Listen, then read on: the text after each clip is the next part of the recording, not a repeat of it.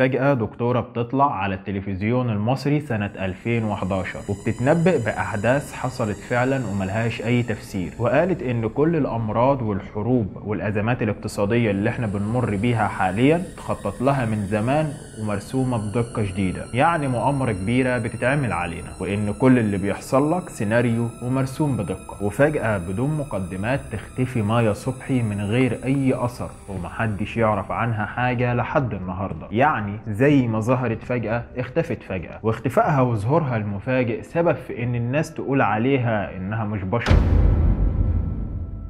نقطة رابط اللي حصل الفترة ديت واللي حصل كله ان هم هيحدثوا الكوارث دي هم بصدد ابتداء، يعني هم ابتدوها من زمان بس هيبتدوا بقى بصورة جامدة جدا. ابتدوها من زمان في زلزال اليابان، ابتدوها في التسونامي بتاع هايتي.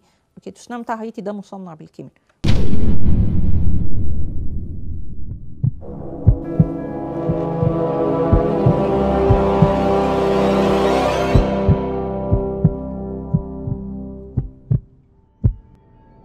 نيجي لبداية الموضوع بدايته كانت من برنامج بيتذاع على التلفزيون المصري اسمه دايرة الضوء للإعلام إبراهيم حجازي، واللي اتعمل في شهر 6 من سنة 2011 بالتحديد. وفي حلقة من حلقات البرنامج طلعت دكتورة مصرية محدش يعرف عنها أي حاجة، وهي الدكتورة مايا صبحي. وقتها عرفت نفسها إنها دكتورة فيزيائية مختصة بالماسونية، جديدة وحاجة غريبة على سمع الناس، لأن في الفترة دي محدش كان يعرف حاجة عنهم. البرنامج كان عبارة عن 12 حلقة متواصلين. من خلال الحلقات دي اتكلمت الدكتورة مايا صبحي عن تفسيرات وتبريرات للي بيحصل وقتها واللي كمان هيحصل في المستقبل. من ضمن الكلام اللي قالته ان كل الحروب والازمات الاقتصادية اللي احنا بنمر بيها في الفترة الحالية دي خطة وبتتنفذ بأدق تفاصيلها، وقالت ان العالم هتحكمه حكومة واحدة بس ببنك مركزي واحد بعملة واحدة بس، وهتكون في ديانة واحدة بس معترف بيها وهي ديانة لوزيفر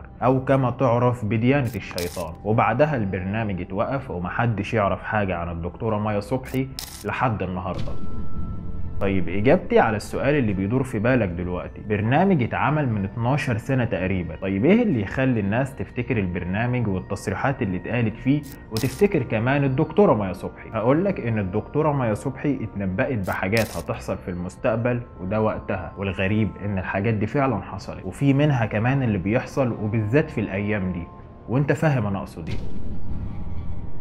كانت بداية كلامها عن ناس اسمهم أصحاب المائدة المستديرة، وصفها للجماعة دي إنهم من عبدة الشيطان، وإنهم مؤمنين بإن الشيطان اطرد من الجنة ظلم، وعشان كده أطلقوا على نفسهم المتنورين أو الماسونيين.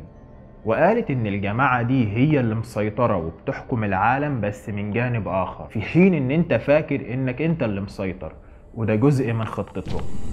والجماعة دي هي اللي مرتبة الأحداث اللي حصلت قبل كده واللي بتحصل واللي كمان لسه هتحصل في المستقبل. طيب دلوقتي تقولي وهم إيه هدفهم من كده أصلا؟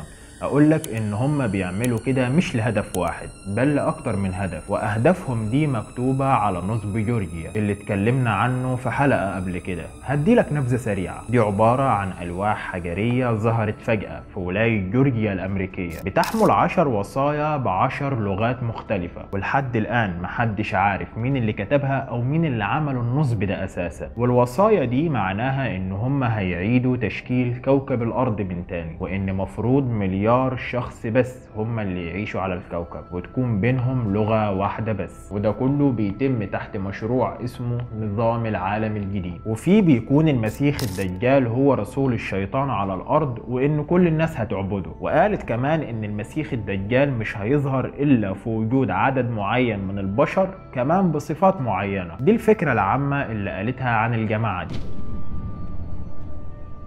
طيب ايه التنبؤات اللي قالت عليها مايا صبحي؟ اول حاجة قالتها وهي ان قبل 2025 المثلية الجنسية هتنتشر بشكل كبير وهيكون ليها ترويج في كل مكان، واظن انت شايف اللي بيحصل، مفيش ترويج احسن من كده. وعايز افكرك ان الكلام ده اتقال سنة 2011 وهو بيحصل دلوقتي، وكده بكل بساطة هيبقى اول هدف من اهدافهم اتحقق، وهم انهم يسيطروا على عدد البشر.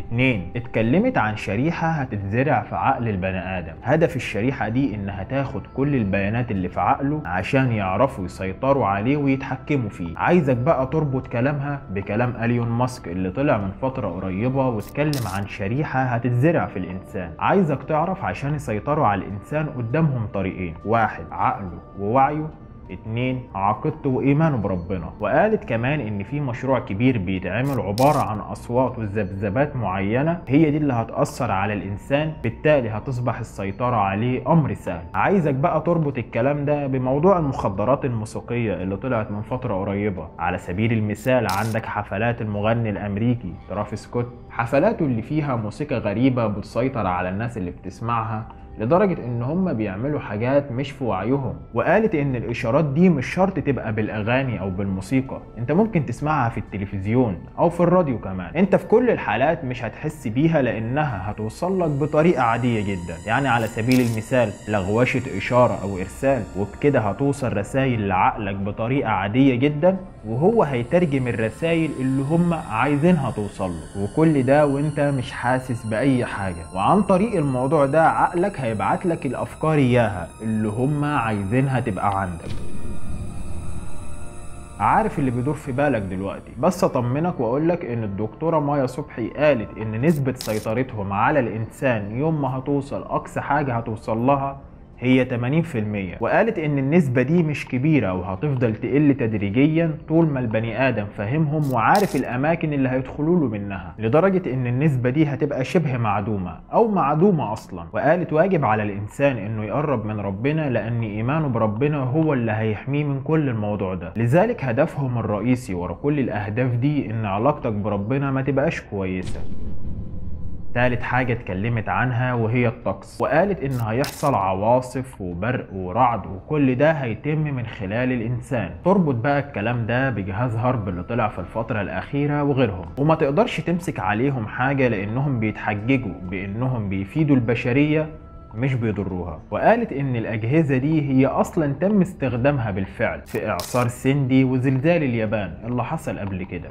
نقطة رابط اللي حصل الفترة ديت واللي حصل كله ان هم هيحدثوا الكوارث دي هم بصدد ابتداء. يعني هم ابتدوها من زمان بس هيبتدوا بقى بصورة جامدة جدا. ابتدوها من زمان في زلزال اليابان، ابتدوها في التسونامي بتاع هايتي. التسونامي بتاع هايتي ده مصنع بالكيمياء. رابع حاجة اتكلمت عنها وهي حرب الفيروسات. قالت ان قبل 2025 هتطلع مجموعة من الفيروسات من صنع البشر هدفها انها تقضي على البشر. اربط بقى الكلام ده بفيروس القرود اللي طلع من فترة قريبة، وقبله كان فيروس كورونا، وكمان شهرين 3 وهيطلعوا بفيروس جديد. وعايز افكرك ان كل ده هيتم قبل 2025.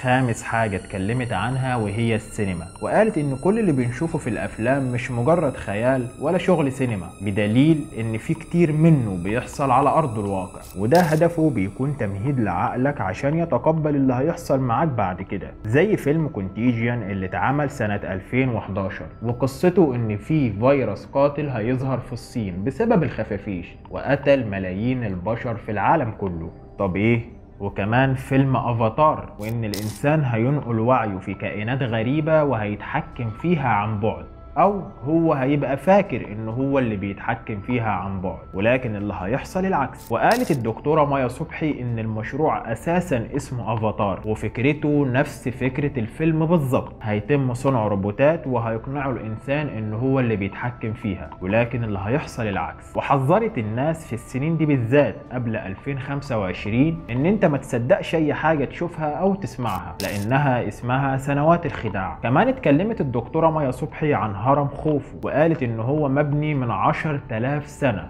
مش من 5,000 سنة زي ما معروف، وان مفيش اي دليل يثبت ان خوفو هو اللي بنى الهرم، وانه كان بيستخدم زمان لتوليد الطاقة الكهربائية، وده على حسب كلامها. ولكن ايام خروج سيدنا موسى من مصر الهرم اتوقف بسبب ان في حجر مهم اتسرق منه، وان اللي سرقوا الحجر ده من الجماعة اياهم. وقالت ان هم مستنيين الوقت المناسب عشان يرجعوا الحجر مكانه ويشغلوا الهرم كمولد للطاقة الكهربائية من تاني.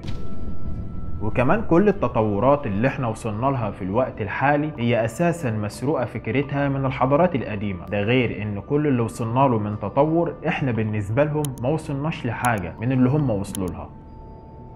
عايز اقولك ان كل اللي قالته ده مش جديد ولا غريب، وفي علماء كتير اتكلموا فيه قبلها، لكن الغريب في كلامها ان في فئة مسيطرة وبتحكم العالم، والفئة دي مش بشر زينا. وقالت مايا ان في اجناس تانية من الانس عايشين معانا، بس مش بنقدر نشوفهم ولا نحس بيهم لانهم بره حدود ادراكنا. وكان تفسيرها عن الموضوع ده ان كل حاجة في الدنيا عبارة عن طاقة ليها ترددات واهتزازات، وهي اللي بتخليك تحس بيها. واحنا بنقدر نشوف من 20 هرتز لحد 700 هرتز، وبنسمع من 200 هرتز لحد 20,000 هرتز. اي حاجة اكتر من كده او اقل مش بنشوفها ولا بنحس بيها لانها بتبقى بره حدود ادراكنا. وقالت ان الكرة الارضية فيها فتحات وتجويفات قطر الواحدة فيهم بيوصل ل 400 كيلو متر، وان اغلب التجويفات دي موجودة في القطب الجنوبي، وان في 129 دولة تحت الارض عايشين فيها اجناس على درجة مرعبة من التطور والتقدم، وان الفتحات او التجويفات دي هي بوابة بتوصلك للعالم التاني. وكانت المانيا من اوائل الدول اللي وصلت للفتحات دي، واكتشفت طريقة قدرت بيها تشوفهم وتتواصل معاهم وتوقع اتفاقيات كمان. وعشان كده قدرت ألمانيا في بدايات القرن اللي فات انها توصل لأحدث التقنيات في كل المجالات قبل العالم كله. وفضلت ألمانيا منفردة بالتقنيات دي لحد هزيمتها في الحرب العالمية الثانية. بعدها أمريكا سيطرت على البرنامج السري الألماني، وسيطرت على كل العلماء اللي كانوا شغالين على البرنامج ده، وأسست بعدها القاعدة العسكرية رقم 51 في صحراء نيفادا، المكان الغامض لحد النهارده. حواليه نظريات كتير عن أنشطة علمية غريبة بتدور جواه. وبدأت أمريكا وقتها مشروع اسمه المشروع الأحمر، وده هدفه اكتشاف العوالم التحت أرضية. وفي عالم أمريكي اتكلم في مذكراته عن زيارته لأحد الفجوات دي، وكان بيقول إن قدر يوصل لواحدة من العوالم دي عن طريق فجوة موجودة في القارة القطبية الجنوبية، بالتحديد في نص القرن العشرين. ومن بعدها قدرت أمريكا ومعاها كم دولة ينفردوا بأحدث التقنيات ويصدروها للعالم على إنها طفرات علمية حديثة هم اللي مكتشفينها، وبكده يقدروا يتحكموا في العالم ويسيطروا على أحدث الأسلحة والتقنيات الإلكترونية والنووية كمان. أكيد أنت دلوقتي بتقول إن الكلام ده جنان ومش مصدق، بس أحب أقولك إن في كتاب اسمه بروتوكولات حكماء بني صهيون. الكتاب ده موجود فيه كل الكلام اللي أنا قلته ده بأدق تفاصيله كمان، تقدر تشوفه.